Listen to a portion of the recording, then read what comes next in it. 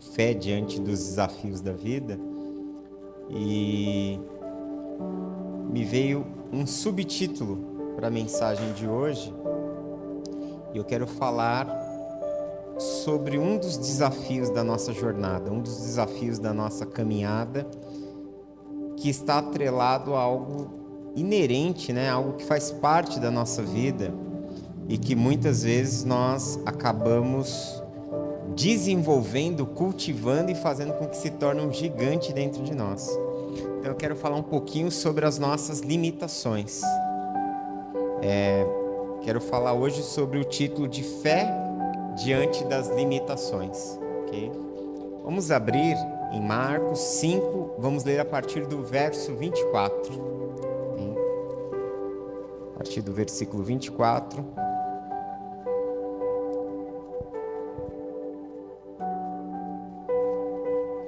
Embora na sua Bíblia Marcos seja o segundo livro do Novo Testamento, ele foi o primeiro evangelho a ser escrito.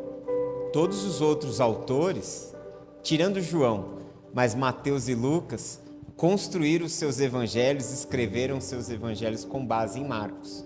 Marcos é o mais antigo e o primeiro evangelho escrito, embora seja o segundo quando você abre o Novo Testamento na lista do Novo Testamento. Marcos 5, 24, diz assim: Jesus foi com ele. Uma grande multidão o seguia e o comprimia. E estava ali certa mulher que havia 12 anos vinha sofrendo de hemorragia.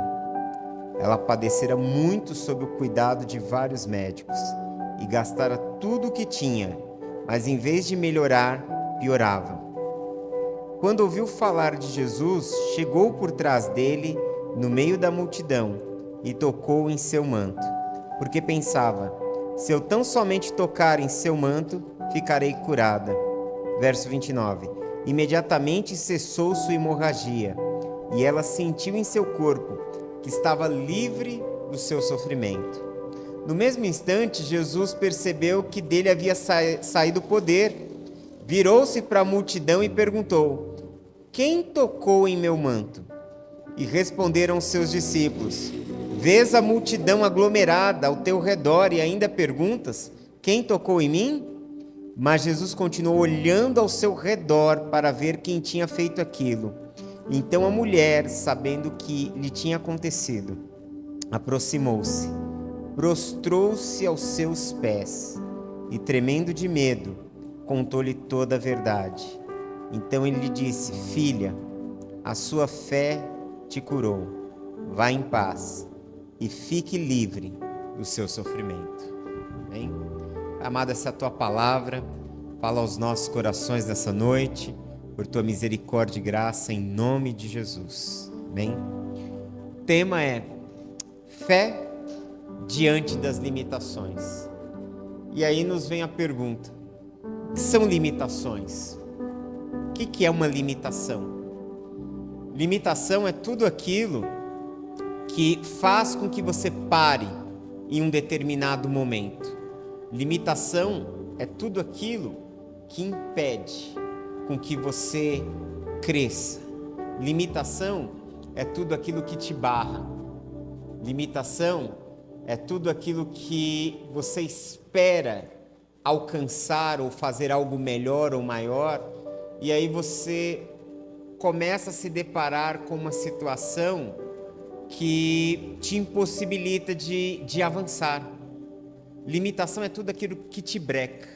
Limitação é tudo aquilo que te para.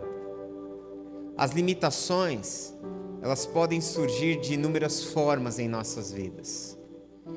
Eu, por exemplo, eu amava jogar futebol, quase joguei profissionalmente, mesmo quando vim para cá ainda jogava muito futebol, amava jogar futebol, mas numa partida de futebol eu sofri uma lesão muito grave. Eu rompi o tendão da patela do joelho, o osso do joelho veio parar quase na coxa, tive que sofrer uma cirurgia às pressas e a partir dali fiquei com uma sequela. Ou seja, depois vieram outras lesões, né? E as outras lesões que foram vindo foram fazendo com que os meus movimentos se tornassem limitados. Então hoje eu tenho uma limitação no que tange a extensão do meu joelho, a força muscular da perna. Eu tenho limitações no que tange a correr, uma coisa que eu sempre gostei muito na adolescência. Eu gostava muito de correr, praticamente quase todo dia eu corria cerca de 1 hora de corrida. Eu corria 8 quilômetros, 4 quilômetros, 8 quilômetros, dependendo, e hoje fui impossibilitado. Então o que é a limitação? A limitação é aquilo que te impede, é algo que te impede de fazer o que você precisa fazer ou o que você gostaria de fazer. Nós podemos ter inúmeros tipos de limitações, limitações físicas, como a que eu citei, podemos ter limitações emocionais, podemos construir crenças limitantes, podemos construir uma mentalidade, e isso é muito comum nas pessoas, principalmente em nosso país, criar crenças que impedem essas pessoas de crescerem, de viverem o melhor da terra. Quando você olha para o livro de Êxodo, de Números, aliás, que Moisés ele envia os espias à terra prometida, ele envia um chefe, um líder de cada tribo, né? E aí o que você vai perceber? Que eles foram, entraram na terra de Canaã, viram que os objetos que tinham lá, que o fruto da terra era grande, eles chegam a relatar para Moisés que um cacho de uva precisava que 2 homens carregassem, de tão grande que era o cacho de uva.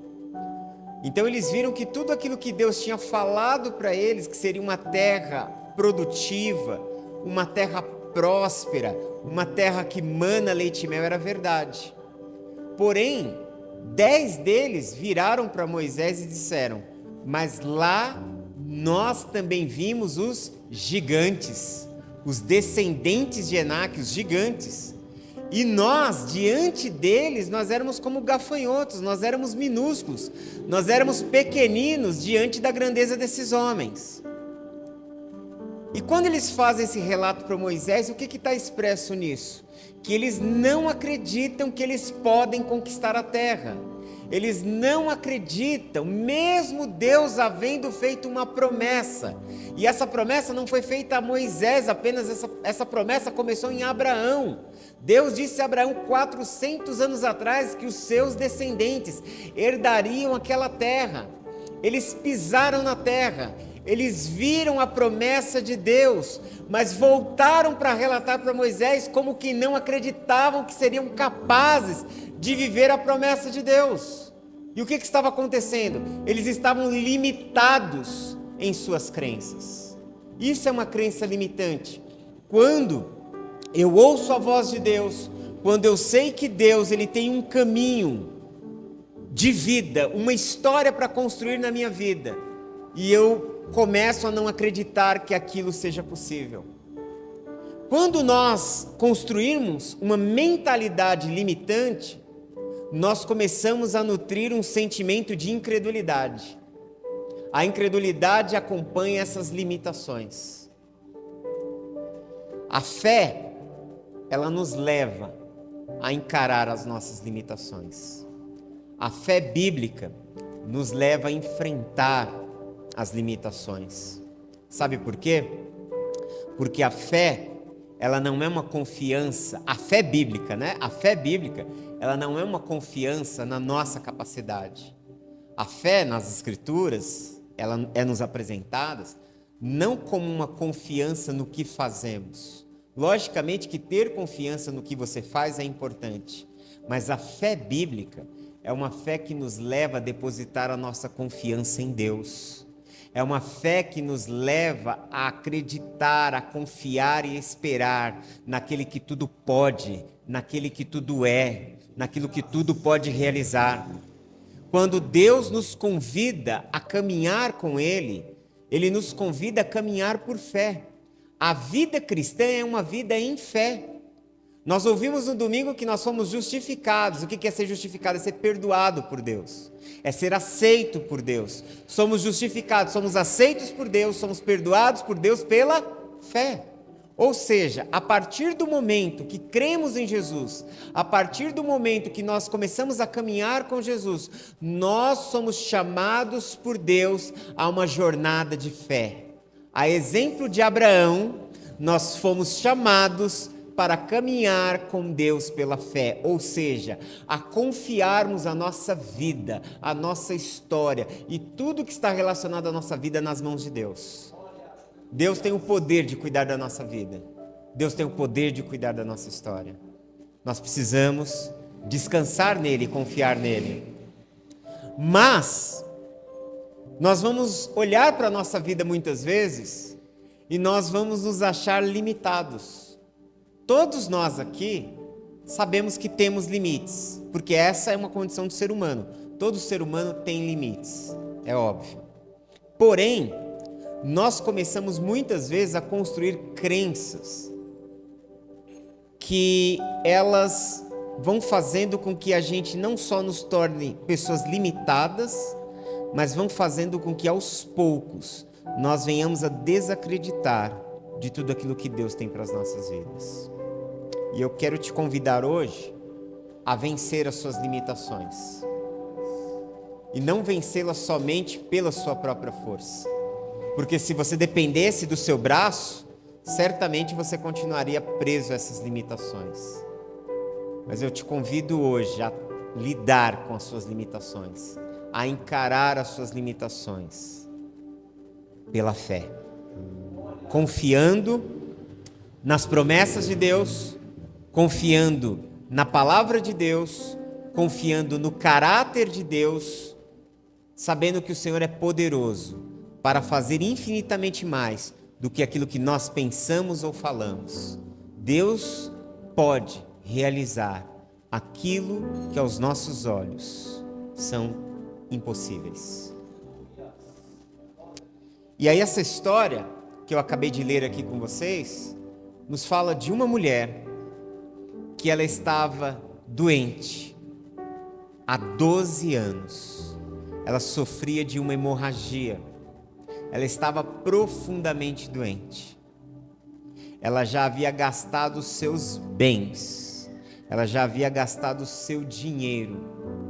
Ela já havia gastado tudo quanto possuía, buscando uma cura, buscando ter saúde. E a forma como o texto aborda a história dessa mulher nos apresenta ela como sendo uma mulher rica, inicialmente rica, inicialmente alguém que tinha condições financeiras. Porque quando você lê aqui o texto, no verso 25, estava ali certa mulher que havia 12 anos vinha sofrendo de uma hemorragia, e ela padecera muito sob o cuidado de vários médicos e gastara tudo o que tinha. A ideia aqui de vários médicos, ter acesso a médicos na antiguidade era algo caro, não diferente de hoje, né? Hoje, se você quiser um bom tratamento médico, você vai ter gastos enormes. E o texto diz que ela havia gastado tudo o que tinha, e essa palavra no grego, esse verbo aqui, dá a ideia de como ela tivesse muitos bens. Ou seja, ela gastou muito dinheiro, ela gastou toda a sua renda, toda a sua herança, todo o seu patrimônio para tentar ser curada.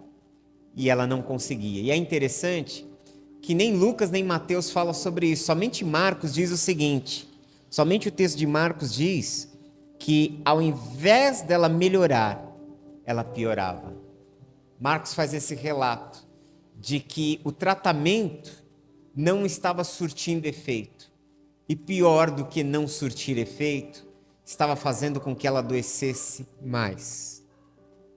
Provavelmente, por não saberem exatamente como tratar daquela doença, testaram inúmeros medicamentos, testaram inúmeras fórmulas e provavelmente ela foi alvo dos efeitos colaterais e foi piorando. Então nós estamos diante de uma mulher que ela está com grandes limitações. Ela sofre de uma limitação física, porque ela está doente, ela está muito doente. Imagine, ela está tendo uma hemorragia, ela tem perda de sangue contínua há 12 anos. Então imagine como ela deve estar fisicamente. Segundo lugar, ela tem limitações financeiras, porque ela gastou todo o seu patrimônio buscando a cura, e agora ela não tem mais nada. Ela não tem mais nada. Todos os recursos humanos possíveis para tentar sanar aquela situação foram gastos. Terceiro, ela está diante de uma limitação emocional. Todos nós, quando ficamos doentes, você já percebeu que quando você fica doente, não é só o seu físico que sofre, você também começa a se sentir um pouco baqueado emocionalmente, e dependendo da enfermidade, dependendo da doença, dependendo do tempo em que a pessoa permanece doente, ela chega às vias da depressão, ela chega às vias de cultivar doenças emocionais que ainda agravam mais o seu estado de saúde física. Então, muito provavelmente, essa mulher ela estava desgastada fisicamente, desgastada economicamente, desgastada emocionalmente. Ela também sofreu uma limitação social, porque aquela situação ela já não lhe permitia conviver socialmente com as pessoas. Aquela situação que ela estava vivendo já estava fazendo com que o seu convívio, com que seu ciclo de amizades se restringisse. Talvez o seu ciclo de convivência estivesse somente atrelado à sua família, porque ela não poderia estar em lugares públicos sempre. Por estar debilitada fisicamente, a convivência com as pessoas foi sendo retirada, ou seja, isso também nos leva a pensar que ela poderia já estar vivendo um estado de isolamento. Olha quanta coisa ruim está acontecendo na vida dela. E ela ainda está limitada cerimonialmente. O judaísmo é uma religião que carrega inúmeras leis cerimoniais. E existem dentro dessas leis o relato que uma mulher, quando ela está em seu ciclo, ela se torna impura cerimonialmente. Ou seja, ela não pode, nos dias de Moisés, ela não poderia participar do culto, ela não poderia participar dos rituais. Nos dias do templo de Salomão, nos dias do templo, não poderia participar do culto no templo, não poderia estar na sinagoga. Por quê? Porque ela estava impura. Diz em Levítico que as mulheres, depois do seu ciclo, elas ainda permaneciam mais alguns dias em estado de impureza cerimonial. Ou seja, elas não poderiam estar convivendo no meio do seu grupo religioso. Então essa mulher ela não ia mais à sinagoga. Ela estava distante do convívio dos amigos. Ela gastou tudo o que tinha. Ela estava abalada emocionalmente. E ela estava limitada fisicamente. Só que, diante de tantas situações adversas, algo ainda existia dentro dela. Existia uma chama, existia um fogo, existia um impulso de continuar acreditando que aquela situação poderia mudar. E essa mulher, ela nos serve de um exemplo muito forte de alguém que venceu as suas limitações. Com essa mulher, a qual nenhum dos evangelistas sabe o seu nome e nenhum texto é relatado o seu nome. Essa anônima nos ensina o caminho para, por meio da fé, superar e vencer as nossas limitações. E para que nós vençamos as limitações, é necessário nós tomarmos algumas atitudes. E a primeira atitude necessária para vencermos as limitações é lutar pela sobrevivência. O versículo 25 e 26 diz que essa mulher, ela sofria há 12 anos de uma hemorragia, e ela havia padecido sob o cuidado de muitos médicos, havia gastado tudo o que tinha. O que você percebe aqui? Que desde o primeiro momento, ela está lutando pela sobrevivência. Alguém que luta pela sobrevivência É alguém que acredita no valor da vida, que entrega valor à vida, que reconhece o valor da vida. E por que eu estou falando isso?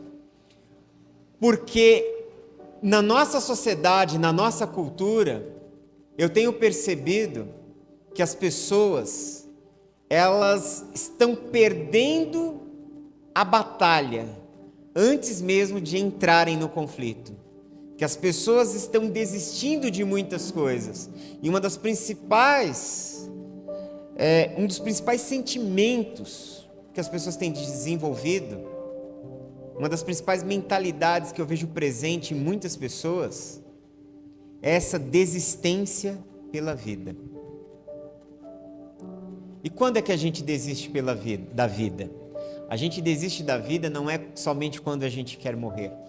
A gente começa a desistir da vida quando a gente para de lutar, quando a gente para de acreditar, quando a gente para de dar o passo. A gente começa a demonstrar que estamos desistindo da vida. Sabe quando você tem um sonho, quando você tem um projeto, quando você tem um ideal, quando você quer algo na sua vida, e porque o tempo se passou e aquilo não aconteceu, ou porque você enfrentou alguns obstáculos na sua vida e você desiste. Você vai abrindo mão dos seus sonhos, você vai abrindo mão dos seus projetos, você vai morrendo em vida. Um poeta já disse que um ser humano, ele é da medida dos seus sonhos. Você é mensurado, você é medido pelo que você sonha, pelo que você deseja. Se você parar de sonhar, se você parar de ter esperanças, se você parar de acreditar que a sua vida pode ser melhor, muito melhor do que agora, no futuro, você está desistindo da vida. Hoje, quando você olha para a Europa é um dos países mais tecnológicos do mundo, o continente europeu é um dos mais tecnológicos, o continente europeu é um dos mais ricos, o continente europeu é o velho mundo, né? Onde é o berço da cultura, um dos berços da cultura no mundo. Mas quando você olha para a Europa, você encontra um elevadíssimo número de suicídio. Você pega países como a Suíça, países como Portugal, e quem está tirando a vida são pessoas de abaixo dos 30 anos, na faixa dos 25, 23, 24 anos de idade, na faixa dos 18. Como alguém que está começando a vida, como alguém que tem tanta coisa para viver, tanta coisa para fazer, perde a esperança da vida a tal ponto de tirar a sua própria vida. Mas aqui no Brasil, embora a gente tenha um alto índice também de suicídio, nós temos um índice muito maior de depressão. O Brasil é o país, segundo a OMS, a Organização Mundial da Saúde, que mais consome remédios para depressão. O Brasil é o país que mais consome antidepressivos. Isso por inúmeras causas.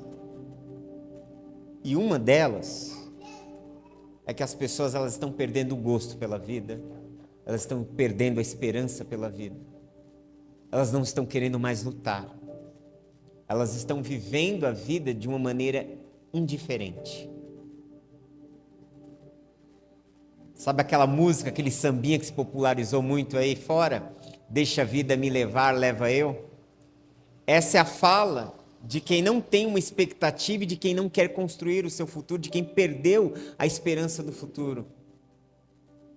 Quando você deixa de pensar, quando você deixa de desejar, de querer algo, você se torna vítima do pensamento dos outros. Você vai servir para realizar o sonho dos outros. Pode ter certeza disso. Então nós precisamos lutar pela vida. Lutar. Mas os dias estão difíceis. Continua lutando.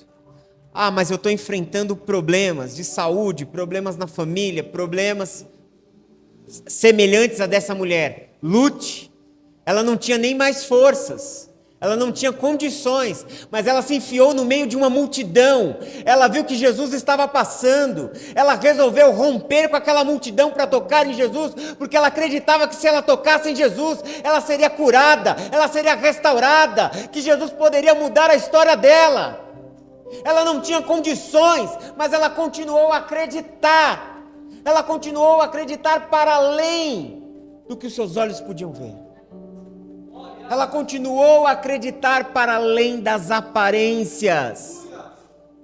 E nós não podemos mais caminhar de acordo com o que os nossos olhos estão vendo. Nós não vivemos pelo que vemos, nós vivemos pelo que cremos. E nós cremos num Deus que nos amou, que deu o seu Filho para nos resgatar, para nos trazer a sua presença. Esse Deus nos chama de filhos. Esse Deus nos deu uma herança. Esse Deus nos fez participantes da glória de Cristo Jesus. Esse Deus nos colocou numa posição espiritual, como diz Paulo em Efésios, acima de todo o principado, de toda potestade, de todo o poder espiritual. Nós somos a igreja, nós somos o povo de Deus. Nós não estamos sozinhos, nós não estamos órfãos, nós não estamos desamparados. Nós temos um Pai que nos ama, nós temos um Pai que cuida da nossa vida. Nós temos um Pai que é fiel. Em segundo lugar, ela manteve a esperança no meio do caos. O verso 27, na parte A, diz que ela ouviu falar de Jesus. Veja só, ela estava diante de tantas crises e ela ouviu falar de Jesus. E o fato dela ouvir falar de Jesus fez com que no seu coração nascesse a fé. Ela ouviu falar de Jesus, ela ouviu relatos de pessoas contando os milagres que Jesus estava realizando. Ela ouviu os relatos de Jesus acerca das curas que ele estava realizando. E isso fez com que ela começasse a acreditar que se Jesus tocasse nela, ela seria curada. No meio do caos, surgiu a esperança. Isso me faz lembrar de uma flor muito bela que existe no Oriente, que é a flor de lótus. A lótus é uma das flores mais belas que eu já vi. Das que eu já vi, eu acho que a lótus é uma das mais belas. E se você quiser saber onde ela não nasce num belo jardim. A lótus é uma flor que brota e floresce e vive na lama. Se da lama uma flor pode nascer, desabrochar, do caos, da bagunça que pode estar a nossa vida, Deus pode gerar uma grande mudança. Tenha certeza disso. Em terceiro lugar, essa mulher ela perseverou em meio à sua caminhada. O verso 27 na parte B diz assim: ela chegou por trás dele, no meio da multidão. E a ideia aqui, no meio da multidão, é que ela entrou dentro daquela multidão, ela entrou naquele mar de pessoas. Pense comigo, imagine, Jesus ele está vindo, e Jesus ele está numa missão. O contexto aqui mostra que, nos versos 21, um homem vai até Jesus chamado Jairo, ele está com a filha doente, e ele pede que Jesus vá lá curar a filha dele. Então Jesus sai, e aí os discípulos vão junto com Jesus, e aí uma multidão começa a vir atrás de Jesus. Jesus ele está com uma galera, está cheio de gente perto de Jesus. E aí, essa mulher, ela sabe que Jesus está passando ali nas imediações, ela ouve falar de Jesus, e ela resolve ir ver. E com que ela se depara? Com um grande obstáculo, que era a multidão. E ela entra. Ela não tem forças, mas talvez tudo que ela tinha, o restante da sua força, o restante da sua vitalidade, ela colocou ali. Ela rompeu aquela muralha de gente para tocar em Jesus. Ela perseverou. A palavra perseverar no grego ela nos dá uma ideia, a palavra que é traduzida aqui por perseverança, é a ideia de carregar pesos. Você já viu uma pessoa na academia malhando? Ela começa com um peso pequeno, ela vai treinando, no decorrer dos anos ela começa a ter força, a ter técnica, ela vai levantando pesos maiores, e daqui a pouco, se ela quiser se tornar um atleta, ela está levantando pesos inimagináveis. E a força que faz ela suportar o peso é a palavra que é usada aqui no Novo Testamento como perseverança. Perseverança é ter paciência. Perseverança é carregar o peso, caminhar com o peso, caminhar debaixo do peso, até o tempo certo em que a carga vai ser aliviada. Vai ter uma hora que a carga será tirada. Enquanto isso não acontece, continue caminhando, continue andando, continue indo, não desista, não retroceda, não olhe para trás, continue caminhando. E em quarto lugar, a quarta atitude necessária é agir na direção do alvo. O finalzinho do verso 27 diz que ela tocou no manto de Jesus. E o verso 28 diz, porque ela pensava, se eu tão somente tocar em seu manto, ficarei curada. Ela tinha um objetivo, um alvo. Veja só, o alvo dela não é que Jesus lhe desse uma palavra, o alvo dela não é que Jesus colocasse a mão sobre ela para que ela fosse curada. Ela acreditava tão somente que se ela conseguisse tocar nas vestes de Jesus, ela seria curada. Não precisava de muito. Para ela achava que não precisava de muito, era só tocar, era só estar perto de Jesus. E toda a luta dela foi para tocar em Jesus. Todo o esforço dela foi para tocar em Jesus. Ela venceu tudo que precisou ser vencido para poder tocar em Jesus. E aonde ela toca? Ela toca no manto. O que é o manto? Os homens judeus usavam um cachecol por cima das suas vestimentas.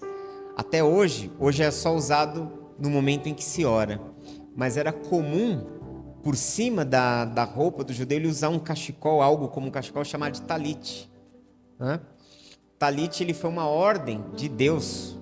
Deus diz através de Moisés que todo homem judeu deveria carregar um talit, deveria carregar um chale. Ele era o chale de oração do povo judaico. Ou seja, todas as vezes que os homens estavam no templo orando, eles colocavam esse véu sobre eles, esse chale de oração sobre eles. Esse chale, ou esse talit, ele tinha umas pontas, a qual o próprio Deus determinou que eles deveriam ser azuis, brancos com azuis, simbolizando pureza e simbolizando o céu sobre a terra. A ideia do talit, de um judeu usar o talit até o dia de hoje, quando ele coloca sobre ele o talit, isso é um símbolo de conexão da terra com o céu. É um símbolo de conexão com o divino. É um símbolo de saber que você está diante de um Deus santo. Ela tocou naquilo que representava a conexão do homem com Deus. Ela tocou na santidade de Jesus. Ela tocou no seu talit. E foi o suficiente para que dali viesse, emanasse poder. E ela foi curada. Ela foi curada. Automaticamente ela foi curada. Ela acreditou. Ela perseverou. Ela confiou. Ela não desistiu. Ela colocou um alvo. Ela olhou para Jesus. Falou, eu preciso tocar nele. A partir do momento que ela determinou aquele alvo, nada mais importou para ela, não importava a multidão, não importava o seu cansaço, não importava mais as limitações, não importava mais nada, porque ela tinha um alvo. quando nós aprendemos a construir alvos em nossas vidas. E se você ainda não tem um alvo, você não tem um objetivo, eu te convido a partir de hoje a você desenvolver, a você ter objetivos e alvos na sua vida e caminhar na direção deles. Você certamente, à medida que você está focado no seu alvo, as outras situações, elas começam a perder o poder de influência. Quanto mais nós olhamos para Jesus, menos nós olhamos para o mundo. Quanto mais nós olhamos para Jesus, menos nós olhamos para as nossas limitações. Quanto mais nós olhamos para Jesus, menos nós olhamos para os problemas que nos cercam. Quanto mais nós olhamos para Jesus, menos enxergamos os adversários que tentam se opor contra nós. Quanto mais olhamos para Jesus, mais temos forças para caminharmos na direção dele, para viver o que ele tem em relação às nossas vidas. Com isso eu quero concluir que as ações que nos tiram das limitações para o crescimento são lutar, confiar, perseverar e agir. Se colocarmos em prática em nossas vidas essas atitudes, Deus nos dará graça e sairemos de toda situação de limitação para vivermos toda a nova história que Deus quer construir em nossas vidas e através das nossas vidas. Amém?